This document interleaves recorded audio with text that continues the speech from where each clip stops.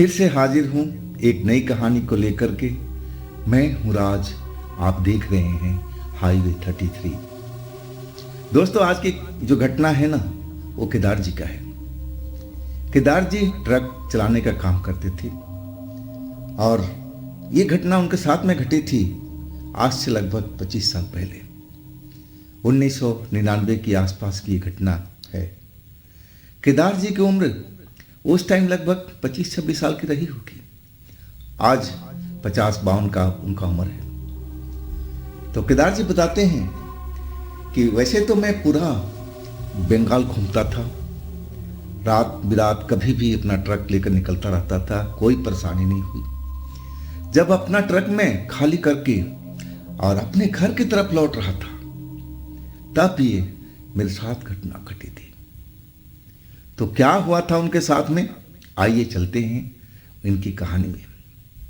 लेकिन दोस्तों, अगर आप इस चैनल पर पहली बार जुड़े हैं और अभी तक इस चैनल को सब्सक्राइब नहीं किया है, तो दोस्तों जल्दी से कर लीजिए और साथ में बेल आइकन को ज़रूर दबाइएगा, ताकि मेरी अगली वीडियो का नोटिफिकेशन सबसे पहले आपके पास पहुंचे, आप मेरी कोई वीडियो मिस ना कर पाए।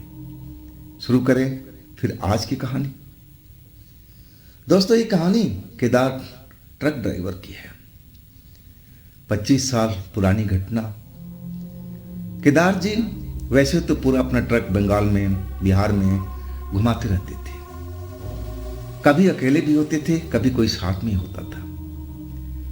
आज जब ये घटना उनके साथ में घटी थी ना, तो माल खाली करके और वापसी अपने घर की तरफ आ रहे थे।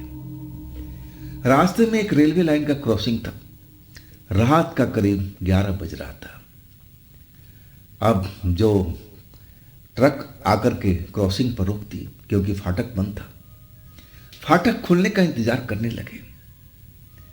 अब टाइम थोड़ा ज़्यादा लग रहा था, सिग्नल तो हुई पड़ी थी, ट्रेन कभी भी आ सकती थी।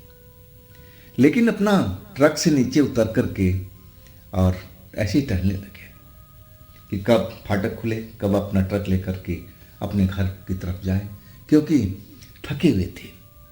जल्द से जल्द अपने घर पर जाकर के आराम करना चाहते थे, सोना चाहते थे। दिन भर ट्रक चला के इंसान वैसे ही थक जाता है। और तभी अभी फाटक बंदी था, सिग्नल हुआ पड़ा था। अब पूरा रोड सुनसान। उस क्रॉसिंग पर अब केदार जी के अलावा वहां पर कोई भी बंदा नहीं था। आप नीचे थे, ट्रक से नीचे उतरकर केदार जी इधर उधर घूम रहे थे, टाइम पास कर रहे थे, फाटक खुलने का इंतजार कर रहे थे।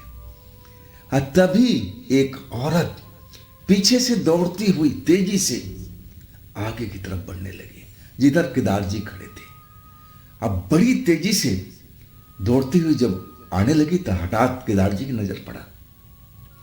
अब देख रहे हैं केदार जी कि भाई रात का 11 बज रहा है, सड़क सुनसान पड़ी है, कोई भी आदमी रोड पर नजर नहीं आ रहा है। ये औरत इतनी तेजी में ये दौड़ती हुई क्यों आ रही है? क्या इसके साथ कुछ घटना घट गई है? केदार जी जवान थे, जोश था, ताकत था और पंगा भी ले लिया करते थे कभी कभी लोगों से, बिना मतलब का, जान ना पहचान, सिर्फ ऐसी ही घटना में। अब केदार जी का खून में ऐसा ही था, डरते तो बिल्कुल नहीं थे। जब उस औरत को भागता हुआ देखे इतनी तेजी से दौड़ती हुई आ रही है, तो केदार जी नीचे टहल रहे थे, अब सामने खड़े हो गए। औरत तेजी से आ रही है, अब उसको रोकने लगे। अरे रुको रुको रुको मैडम रुको। अब जो औरत थी 30-32 साल की रही होगी, केदार जी बताते हैं। अब चेहरे पर हवाइयाँ उड़ रही थी, डरी हुई दिखाई दे रही थी। बाल जो थे लंबे लंबे बिखरे पड़े थे, हाँफ रही थी, जैसे सांसें तेज तेज चल रही हो। केदार जी जब उसकी हालत देखे तो समझ गए कि इसके साथ कुछ गलत हुआ है। तभी ये बेचारी परेशानी में दौड़ती हुई अब भाग रही है। केदार जी रास्ता रोक कर खड़े हो गए। अब पूछने लगे, मैडम अरे क्या हुआ आपके साथ में? आप इतनी घबराई हुई, इतनी डरी हुई, कुछ तो बताओ। लेकिन वो रुकी जरूर, केदार जी के सामने एक पल के लिए और अपनी बड़ी बड़ी आंखों से केदार जी को घूरती रही।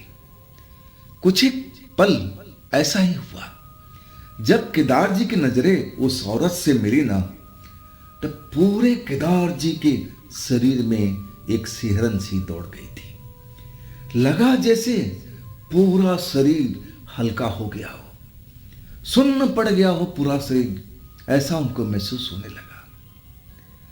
अब अपने आप में जो केदार जी थे ही नहीं जब से उस औरत से नजरें मिली। और इसके बाद जो औरत थी, केदार जी बताते हैं कि रेलवे लाइन की तरफ दौड़ने लगे। केदार जी एकदम अब समझ में नहीं आ रहा था कि अचानक उनको क्या हो गया, मेरा शरीर हल्का कैसे हो गया, ऐसा कैसे हो सकता है। और उधर जो औरत थी वो रेलवे लाइन की तरफ दौड़ती चली जा रही थी, जिधर से ट्रेन आने की संभावना थी। केदार जी अपना हिम्मत नहीं खोए थे, वो निडर इंसान थे। अब उनको लगा कि इस औरत को कुछ ना कुछ तो हुआ है, या तो घर से झगड़ा करके भागी हुई है और रेलवे ट्रैक पर अपना जान देने की कोशिश करने जा रही हो। अब इस हालात में भी ऐसे केदार जी सोच रहे थे। और तभी लगा कि अरे उस औरत को मुझे बचाने के लिए जाना चाहिए। अब जो केदार जी थे अपने आप में उस टाइम नहीं थे, लग रहा था कि उनके पूरे शरीर पर किसी का कंट्रोल हो चुका है। कई पल अपने ट्रक को देखते और कभी जिधर औरत भागी थी उधर देखते। अब जैसे केदार जी बताते हैं कि कोई कह रहा है कि अरे उस औरत की तरफ दौड़ो, उस औरत की तरफ दौड़ो। केदार जी ना चाहते हुए भी अपना ट्रक वहीं छोड़ करके जिधर औरत भागी थी रेलवे ट्रैक पर और उधर की तरफ अपने कदम बढ़ा दिए। दौड़ते चले जा रहे हैं। ट्रक की परवाह नहीं है, ट्रक खुला हुआ है, बहुत कीमती सामान भी रखा हो उसमें, कागज पत्तर बहुत सारा। अब उसकी परवाह केदार जी को नहीं थी। बस उनके विचार में आ रहा था कि कैसे भी उस औरत के पास पहुंचना है।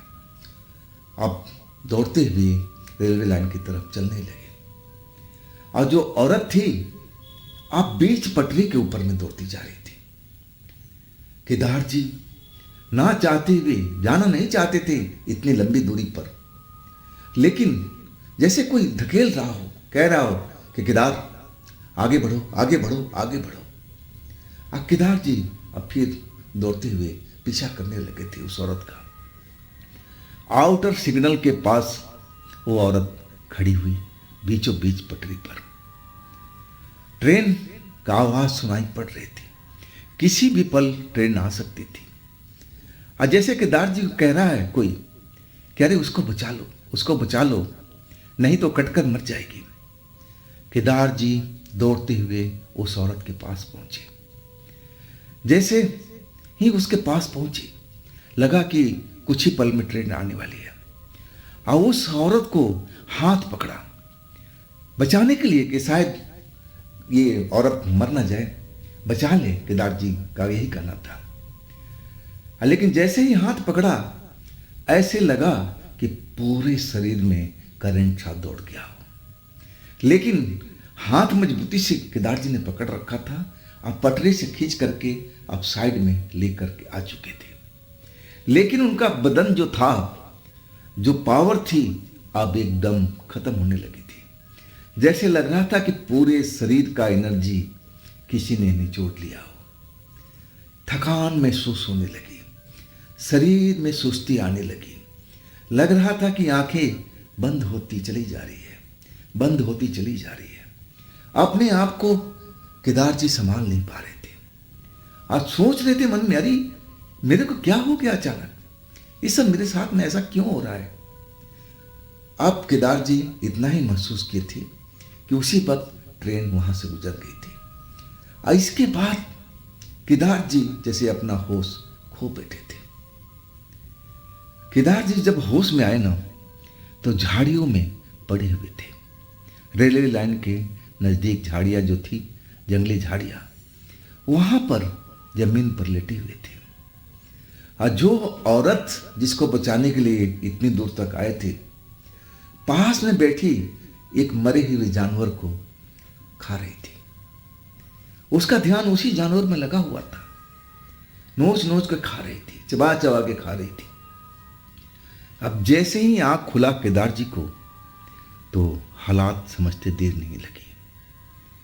केदार जी जल्दी से आंखें खोला, देखा कि अरे मैं यहां पर कैसे गिर गया हूं। और फिर उनको सब घटना याद आने लगा कि मैं इस औरत को पीछा करते हुए यहां तक आया था इसकी जान बचाने के लिए। आइए मैं जंगली झाड़ियों के पीछे पड़ा हूं। आइए औरत तो एक मुर्दा जानवर को खा रही है। कौन है ये? अभी तक केदार जी कुछ समझ पाते और अचानक अभी जमीन पर लेटे हुए सब देख रहे थे, अपने को समझने की कोशिश कर रहे थे कि मैं कहां पर हूं। और तभी औरत जो मुर्दा जानवर को खा रही थी अचानक अपना आंखें अब केदार जी की तरफ घुमाया। आप केदार जी जब उसकी लाल लाल आंखों को देखा और मुर्दा जानवर को खाते देखा तो उनको समझ में आ चुका था कि वो किसी भूतिया चक्कर में फंस गए। ये औरत मामूली औरत नहीं हो सकती, जरूर कोई चुड़ैल है, कोई डायन है, कोई भूत है। अब लेकिन आंखें केदार जी बिल्कुल खोले नहीं थे, बस अपनी झरोखे आंखों की, मैंने कहा जाए ना, हल्की सी आंखें खोल करके अब उस औरत की तरफ देखा था। औरत बड़ी घूर घूर करके अब केदार जी की तरफ देख रही थी। और जब उसके एहसास हो गया कि अभी केदार जी बेहोश हैं, होश में नहीं हैं, तब उसको इत्मीनान हुआ और फिर अपना चेहरा घुमा करके मुर्दा जानवर की तरफ मुड़ गई और उसको खाने चबाने लगी। आप केदार जी पसीने पसीने डर के मारे हो चुके थे, लेकिन सोच रहे थे कि अगर मैं उठ करके भागा तो मैं बच नहीं पाऊंगा। ये भूत है, चुड़ैल है और मुझे तो पकड़ ही लेगी। लेकिन डरपोक नहीं थे केदार जी, संघर्ष करना चाहते थे दूसरे के लिए भी। आप तो अपनी जिंदगी में पड़ी हुई थी तो कैसे नहीं करते। लेकिन एहतियात बरतते हुए उधर जो भूतनी थी चुड़ैल, अब वो अपने जानवर की तरफ मुंह किए हुए जानवर को चबा रही, खा रही। केदार जी आहिस्ता आहिस्ता उठे। जब देखा कि हाँ अभी तक उस चुड़ैल की नज़र मेरी तरफ नहीं है, और तब वो आराम आराम से झाड़ियों की तरफ निकलने लगे जिधर रेलवे ट्रैक था। और जब रेलवे ट्रैक पर पहुंच गए तब उन्होंने देर नहीं किया, एकदम दौड़ लगा दिया। और जैसे ही दौड़ लगाया शायद उस चुड़ैल को पता लग गया कि मेरा शिकार भाग चुका है। और फिर कुछ ही पल में वो औरत केदार जी के पीछे लग चुकी थी। अब केदार जी जितनी ताकत शरीर में बची हुई थी अब पूरी ताकत लगा करके रेलवे लाइन के बीचों बीच दौड़ने लगे ताकि अपनी जान बचा सके, जल्द से जल्द क्रॉसिंग पर पहुंच जाए जहां पर ट्रक उनका खड़ा है। पूरी ताकत से भाग रहे थे, लेकिन औरत पीछा नहीं छोड़ रही थी, उनके पीछे लगी हुई थी। अब कुछ ही दूरी पर रेलवे का फाटक रह गया था और वहां पर रात में गेटमैन होता था। अब बस एक ही उम्मीद लगी हुई थी कि कैसे भी उस गेटमैन के पास पहुंच जाए ताकि वो सुरक्षित बच पाए, नहीं तो बचने का चांस केदार जी को बिल्कुल नहीं लग रहा था। अब चिल्लाने लगे दौड़ते हुए केदार जी कि भाई कोई हो तो मुझे बचा लो, बचा लो, मेरे पीछे चुड़ैल लगी हुई है। लेकिन दूरी अभी थोड़ा अधिक था, शायद लाइनमैन जो था, गेटमैन, अपने कमरे में था और आवाज सुन नहीं पाया होगा। लेकिन केदार जी रुके नहीं, दौड़ते हुए और कुछ देर के बाद आप गेट पर जहां फाटक था वहां पर पहुंच गए। अब पीछा करती हुई वो चुड़ैल भी अब कुछ ही कदम पीछे अब खड़ी दिखाई दे रही थी। गेटमैन कमरे के अंदर में था, अपने रजिस्टर में व्यस्त था और तब तक केदार जी चिल्लाने लगे, अरे भाई मेरी जान बचाओ, मेरे भाई मेरी जान बचाओ। अब रजिस्टर से अपना सर उठा करके देखता है लाइनमैन। अब उसको समझते देर नहीं लगी कि इस नौजवान के साथ में जरूर कोई घटना घट गई है। और चिल्लाते हुए कहने लगा, अरे भाई क्या हुआ, अंदर आ जाओ, अंदर आके बात करो, दरवाजे पर क्यों खड़े हो, अंदर आ जाओ। आप जैसे ही लाइनमैन ने अंदर बुलाया और जल्दी से कमरे के अंदर चले गए। जैसे ही कमरे के अंदर में गए, ऐसा लगा कि अब उनकी जान बच गई हो। केदार जी को इतना एहसास हुआ। अब जो लाइनमैन था केदार जी से पूछने लगा, अरे नौजवान हुआ क्या तेरे साथ में, अब तो बताओ तो सही। अब केदार जी बोलने की कोशिश कर रहे थे, लेकिन अभी गले से आवाज निकल नहीं पा रही थी। अब जो लाइनमैन था, आखिर समझ में नहीं आ रहा था कि ये नौजवान ऐसा परेशान क्यों भागा हुआ है, वो उसको कहानी समझ में नहीं आ रही थी। वो कमरे से बाहर भी चला गया, बाहर जाकर के घूम फिर आया, लेकिन उसको चुड़ैल नजर नहीं आई। अब फिर कमरे में आया, केदार जी को बोलने लगा, भाई बाहर में तो ऐसा कुछ माहौल नहीं है, कोई तुम्हारी जान के पीछे पड़ा हो, तो बताओ ना अब। तब केदार जी अब सांस ले चुके थे और वो बताने लगे सारी घटना को कि भाई मेरे साथ में ऐसी घटना घटी थी, ना जाने मुझे क्या हो गया था।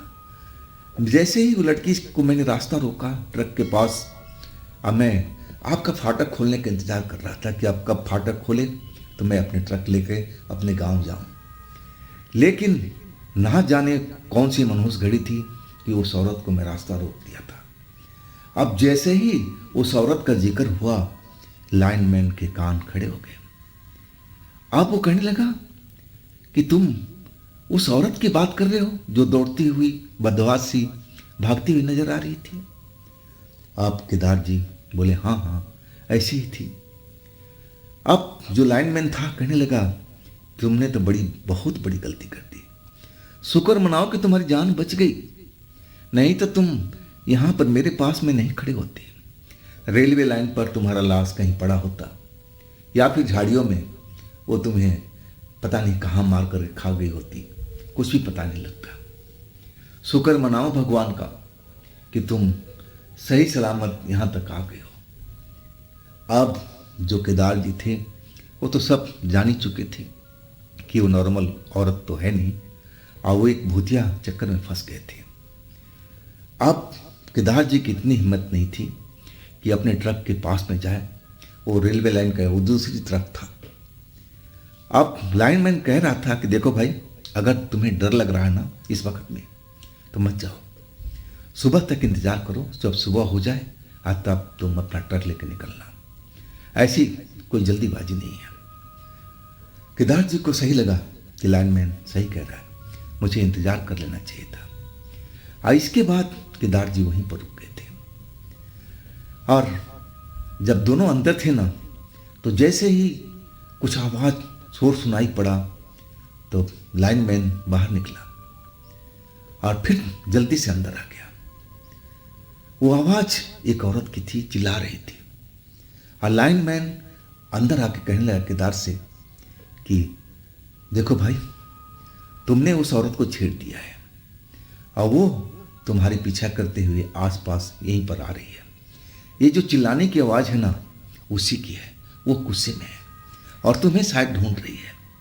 इस जगह पर नहीं आ रही है क्योंकि यहाँ पर हम पूजा पाठ करते रहते हैं, भगवान की देखो मूर्ति लगा रखी है, और इसी वजह से इस जगह पर वो नहीं आ रही, नहीं तो अब तक तुम्हारा काम तमाम कर देती। लाइनमैन अब कहने लगा कि अब कोई चारा नहीं है, रात भर रुको, जब सुबह हो जाए तब यहाँ से निकलना। आखिरकार केदार जी सारी रात डरे रहे। उस औरत की चीख उन्होंने भी सुना था, जैसे कोई जानवर चीखता है, चिल्लाता है, वैसे ही रेलवे ट्रैक से आवाज़ सुनाई पड़ती थी। और वो चीख सुन करके जो लाइनमैन था वो भी कई बार डर चुका था, लेकिन शायद उसको आदत था इस चीज़ को, वो महसूस करता होगा जब उसकी ड्यूटी वहीं पर है। और वो कह रहा था कि हम यहाँ पर पूजा पाठ करते रहते हैं और तभी वो चुड़ैल हमारे इस एरिया के अंदर में नहीं आती है। अब केदार जी की जान बच चुकी थी, सुबह हो चुकी थी। और केदार जी को समझ में आ गया था कि ऐसे अनजान लोगों से अब रास्ता रोक कर खड़ा नहीं होना चाहिए, वो भी जब आधी रात का वक्त हो। अब वो समझ चुके थे कि आगे से कभी भी ऐसी गलती मैं नहीं करूंगा, और इसके बाद अपने घर की तरफ निकले। केदार जी बताते हैं कि उस घटना को तो 25 साल हो चुका है, और उसके बाद से जो मैं डरा था ना, कि कई दिन तक मैं अपने घर में दुबका पड़ा हुआ था। दिन तो कैसे भी कट जाता, लेकिन जब रात आती ना, तो ऐसे लगता था कि अपने कमरे में रहते हुए जैसे बाहर में उसी औरत का चीख सुनाई दे रही हो, जोर जोर से चिल्ला रही हो, और मुझे एहसास कराना चाहती है कि देखो मैं तुम्हारे आसपास ही हूँ, कब तक तुम मुझसे बचोगे। आखिर जब ये सब होने लगा, घर वाले सब दुखी हो गए कि भाई अब क्या किया जाए। केदार जी तो डरे हुए हैं, काम पर नहीं जा रहे हैं। आखिरकार उनके जो माता पिता थे, तांत्रिकों का मदद लिया। अब तांत्रिक के इलाज के बाद अब जो ये मामला था सुलटा था। तांत्रिक एक ताबीज बना के दिया था, और कहने लगा था कि रात के टाइम में उस रेलवे फाटक पर गुजरने से बचना। कोशिश करो कि 10 बजे के बाद रात में, और वो भी अकेले, रेलवे लाइन की तरफ मत आना, नहीं तो हो सकता है कि ताबीज काम न करे। वो चुड़ैल जो है बहुत शक्तिशाली है, और तुम्हें बचना ही चाहिए। और इसके बाद तो अब जो केदार जी थे, रात के टाइम उस रेलवे लाइन को पार नहीं करते थे। शहर में कहीं पर रुक जाते थे, कहीं और जगह रुक जाते थे, लेकिन अपने गांव की तरफ कभी नहीं आते थे जब रात हो जाती थी। और ऐसा सिलसिला चलता ही रहा था केदार जी के साथ में। आज भी बताते हैं कि आज भी मैं निकलता हूँ ना दिन के टाइम में, तो जब उस रेलवे लाइन पर पहुँचता हूँ तो मेरे रोंगटे खड़े हो जाते हैं। वो सब सीन मुझे याद आ जाता है, उस रात की घटना। अब पूरा शरीर मेरा कांप जाता है। तो दोस्तों, ये थी केदार जी की अपनी आप बीती। अगर आपके पास भी ऐसी कोई घटना है जो आप मुझे बताना चाहते हैं, तो आप मुझे इंस्टाग्राम पर या फिर मेरे व्हाट्सएप नंबर पर अपनी घटना को, अपनी कहानी को शेयर कर सकते हैं। दोस्तों, ये भी चैनल आप ही का है, तो इसको भी अपना प्यार दीजिए, लाइक कीजिए, सब्सक्राइब कीजिए, शेयर कीजिए। और फिर हम मिलते हैं अगले रोज एक नई कहानी, एक नई घटना में। आप लोग अपना ख्याल रखिएगा। नमस्कार।